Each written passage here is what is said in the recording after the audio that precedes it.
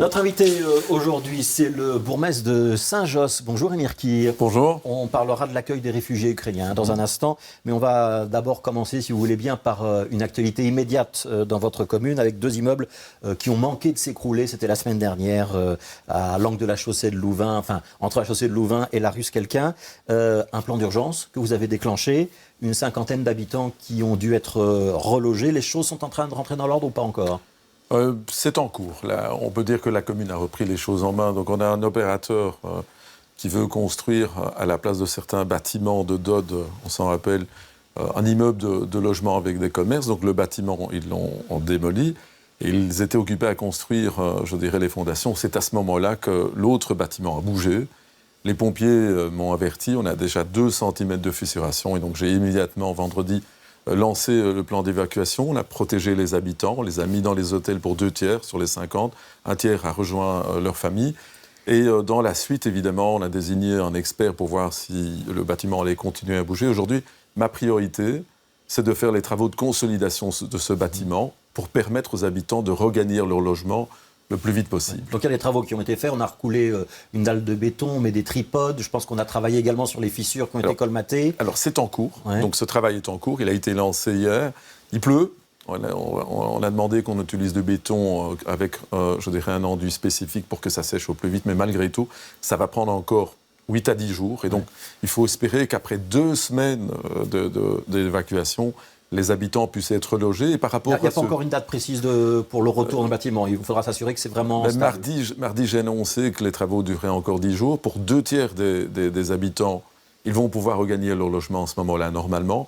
Et pour 1 tiers où il y a des fissurations, il faudra aussi faire des travaux au niveau des fissurations. Ça va prendre aussi encore quelques jours. Est-ce qu'il y aura des poursuites contre l'entrepreneur ou les entreprises qui ont travaillé sur le terrain à côté, qui sont visiblement un petit peu fautifs ? Aujourd'hui, c'est 150 000 € que nous avons déjà investis au niveau de la commune. C'est de l'argent qui vient de votre poche, de la mienne, des habitants. Et c'est inadmissible qu'un opérateur privé prenne des risques, crée des problèmes pour le bâtiment à côté. Ils ont pris des risques, vous pensez ? Il y a eu un défaut de précaution ? Quand on voit aujourd'hui le rapport des pompiers, le rapport des experts indépendants, le rapport de la commune, je pense que si les travaux avaient été faits autrement, nous n'aurions pas eu ces problèmes. Qu'est-ce qu'on aurait dû faire ? Comme partout, des travaux de consolidation par rapport à ce bâtiment qui n'a pas été fait. Aujourd'hui, on a des problèmes. Et donc, évidemment que tout ce qu'on dépense actuellement pour faire les travaux de consolidation, pour aussi accompagner les habitants, nous demanderons évidemment aux entreprises de les payer. Oui, le chantier, pour l'instant, il est à l'arrêt. Il pourra reprendre ou pas ? Actuellement, ce n'est pas ma priorité. Ma priorité actuelle est vraiment de permettre aux habitants de regagner leur logement. Après, avec l'aide des pompiers, de nos experts, nous allons auditionner évidemment l'entreprise et nous voudrons avoir toutes les garanties pour éviter que ça se reproduise. Alors, autre gros dossier qui ne concerne pas que Saint-Josse, qui concerne toutes les communes de Bruxelles et même potentiellement toutes les communes du Royaume, c'est l'accueil des réfugiés ukrainiens. On parle de 200 000 à l'échelle du Royaume, ça voudrait dire 20 000 à l'échelle de Bruxelles. On a les moyens de les accueillir et Saint-Josse prendra sa part ? Moi, je crois qu'on ne peut pas tourner le dos aux Ukrainiens. Ce qui se passe aujourd'hui en Ukraine est une véritable tragédie humaine et donc ils viennent, nous devons les accueillir. Donc nous avons décidé dès le début de la crise de créer une plateforme avec ceux qui souhaitent héberger des réfugiés. Donc il y a des hébergeurs à Saint-Josse. Aujourd'hui, on a eu près d'une centaine de personnes qui ont été accueillies. J'ai immédiatement, évidemment, demandé aussi que le nécessaire soit fait au niveau de l'accueil à la commune pour les papiers. Le CPS, avec notre président du CPS, Luc Frémal, fait le nécessaire au niveau de l'aide sociale. Et donc le travail est en cours et nous nous inscrivions évidemment dans le plan régional qui a été lancé. Donc déjà une centaine de personnes à Saint-Josse. Oui. Quand on parle de 20 000 réfugiés ukrainiens à reloger à Bruxelles, quand on sait qu'il y a quand même déjà 45 000 familles qui sont en attente sur les listes pour le logement social, qu'il y a des mal logés, parfois des gens qui dorment dans la rue, on se dit comment est-ce qu'on va y arriver ? On peut être sceptique ou pas ? Moi, je crois qu'on peut l'être. Et puis on se dit, il y a des gens qui attendent depuis 10-12 ans pour un logement public, un logement social. Qu'a-t-on fait de significatif pour les Liégeois ? Je ne pense pas qu'on a créé des villages pavillonnaires pour les accueillir. Donc, je pense qu'on ne peut pas dire tout et tout son contraire. Je crois qu'il faut apporter une aide, mais il ne faut pas perdre nos priorités. Les habitants qui vivent dans nos communes, qui ont besoin de logement, doivent rester une priorité. Mais ça ne veut pas dire qu'on ne doit pas accueillir aussi en urgence des réfugiés. Alors il y a une particularité dans cette crise ukrainienne, c'est que pour l'instant, seuls les citoyens ukrainiens, qui ont donc un passeport ukrainien, bénéficient de la protection temporaire automatique, qui leur donne le droit de séjourner en Belgique, l'aide sociale, le droit de travailler, etc. Mais ceux qui résidaient en Ukraine, mais qui n'avaient pas la nationalité, on pense notamment par exemple aux étudiants, ils n'ont pas ce droit-là. C'est un problème pour vous. Vous avez fait voter une résolution dans votre conseil communal qui parle de situation dramatique. C'est votre sentiment ? Mais c'est évident, je pense qu'il faut un accueil qui soit digne et solidaire. Ouais. Il y a réellement beaucoup de personnes dans ce cas-là ou pas ? J'en ai rencontré avant-hier. Par exemple, on a rencontré un groupe d'étudiants marocains, avant cela des Congolais. Par exemple, il y a un étudiant qui termine la médecine, qui a 2 mois de décrocher son diplôme, d'autres qui sont en fin d'études d'ingénieur.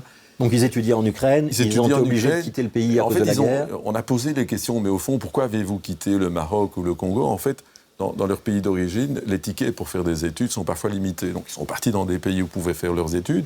Aujourd'hui, ils arrivent au bout de leur cursus scolaire. Et moi, mon appel aujourd'hui, c'est évidemment au ministère de l'Enseignement, c'est à Madi, c'est de leur permettre qu'ils puissent terminer leurs études. Et je dois dire qu'il y a des pays aujourd'hui qui sont beaucoup plus à gauche, beaucoup plus progressistes, beaucoup plus humains par rapport à cette question des étudiants étrangers. Regardez l'Allemagne, regardez l'Espagne. Ils ont offert aussi un statut provisoire pour ces étudiants pour qu'ils puissent permettre de terminer leurs études. Donc vous adressez surtout à Sami Mehdi, qui est le secrétaire d'État à l'asile et à la migration et au du ministre gouvernement de fédéral. l'Enseignement. Ouais. Je pense que les deux ministres de l'Enseignement, je pense que les deux ministres de l'Enseignement doivent aussi pouvoir aussi apporter... si c'est du supérieur. Exactement. Ouais.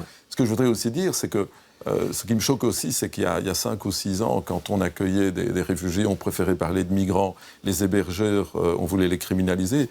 Je trouve que ça aussi, ça choque dans la crise. Il y a 2 poids 2 mesures. En tout cas, bon, je pense qu'il faut appeler un chat. On a vraiment ce sentiment-là parfois. Et je trouve dommage qu'il y a 6 ans, on disait qu'il n'y avait pas de place. Et soudainement, on souhaitait créer des places. Je trouve que c'est mieux d'être cohérent sur ces questions. Ouais. Je reviens sur ces étudiants qui étudient en Ukraine, qui sont d'origine congolaise ou marocaine. Si l'Office des étrangers leur délivre un ordre de quitter le territoire, qu'est-ce qu'on fera à Saint-Josse ? On les garde à Saint-Josse ou on les renvoie ? De toute façon, un étranger qui ne souhaite pas quitter le pays ne quittera pas le pays. Il n'y a pas de retour forcé. Par contre, je pense qu'ici, par rapport à cette situation, il y a des pays membres de l'Union européenne qui ont offert une autre situation. Regardez l'Espagne, le Portugal, l'Allemagne. Donc il faut que Sami Mehdi bouge et change sa politique. Oui, et il ne s'agit pas d'accueillir tous les étudiants, puisque chacun doit faire, il peut y avoir un plan de répartition au niveau européen, mais je trouve dommage que dans la tragédie humaine qui se passe en Ukraine, certains peuvent monter dans le bus et pas d'autres. Je trouve ça inhumain. Alors, hausse des prix de l'énergie, difficultés supplémentaires pour ceux qui étaient déjà en difficulté, évidemment. Ça va concerner beaucoup de Telnodois. J'imagine qu'il y aura des aides du CPS dans la commune ? Oui, évidemment, on est la population la plus pauvre de Belgique. Moi, je voudrais dire qu'avant même la guerre en Ukraine, le Covid avait quasi doublé les prix de l'énergie, gaz, électricité. Il suffit de voir ce qu'on paye aujourd'hui pour l'année passée. Je suis très inquiet pour l'avenir. Et donc, j'ai entendu évidemment votre édito, qui est extrêmement important, avec ces parlementaires européens qui envoient un signal très fort vers l'Union européenne. Mais je demande aussi qu'on porte une attention aux populations qui sont de plus en plus désœuvrées aujourd'hui au niveau local. Et donc nous, au niveau de la commune, nous remercions évidemment le fédéral pour cette première aide qui est insuffisante. C'est pas avec 200 €, c'est pas avec la TVA à 6% qu'on va y arriver. Quand on voit les augmentations... Ça veut dire que c'est le CPS qui va devoir prendre le relais ? Alors, le CPS va faire évidemment une aide pour prendre en charge, pour aider, pour faire des plans d'échelonnement, mais il faut de l'argent.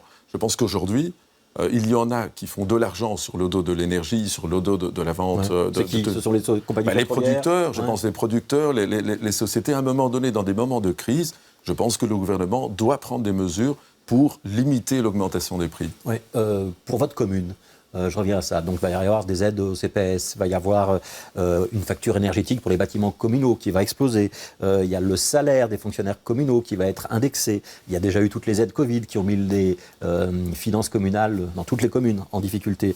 Ça veut dire que votre budget communal il va souffrir. Est-ce que vous pouvez échapper à une augmentation des impôts, Émir Kir, ou pas ? Je pense que si on fait de l'impôt, on doit le faire de manière juste et pas vers ceux qui sont déjà impactés par la crise. Je pense que les plus gros contributeurs doivent payer plus aujourd'hui, mais je pense surtout qu'au niveau des communes, nous devons être extrêmement prudents dans nos investissements. Aujourd'hui, la situation est une véritable situation de crise. Il y a des projets que vous ne pourriez pas mener à bien ou des voilures que vous allez devoir réduire pour reprendre cette expression-là ? C'est évident, je pense que, vous savez, c'est comme quand vous gérez votre ménage, quand vous avez moins, vous dépensez moins et vous étalez. C'est ce qu'on fera au niveau des communes, c'est pour ça que d'ailleurs, Le budget de la commune, nous ne l'avons pas encore déposé. Nous fonctionnons en 12e provisoire parce que nous voulons avoir toutes les garanties de voter un budget en équilibre. Ouais, ça veut dire qu'il va falloir penser à des économies. Vous avez déjà des idées d'endroits où vous pourriez faire des économies?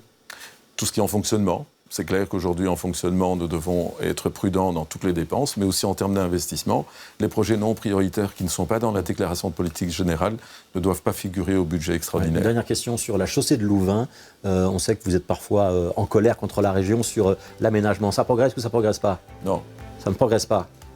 Ça veut dire quoi? Ça veut dire que les aménagements que vous demandez, vous allez les faire vous-même? Ouais, je pense que pour la région, et en particulier pour la ministre de la Mobilité, il faudrait qu'elle comprenne aussi que les piétons sont prioritaires. On a demandé des trottoirs depuis 4 ans, on n'a rien. On demande des plottelets, on n'a rien. On va le faire nous-mêmes, parce qu'on a compris qu'à un moment donné, quand on écrit, on fait des communiqués, nous n'avons pas de réponse de la région, c'est vraiment lamentable. Merci, Émir Kir, bourgmestre de Saint-Josse, d'avoir été notre invité.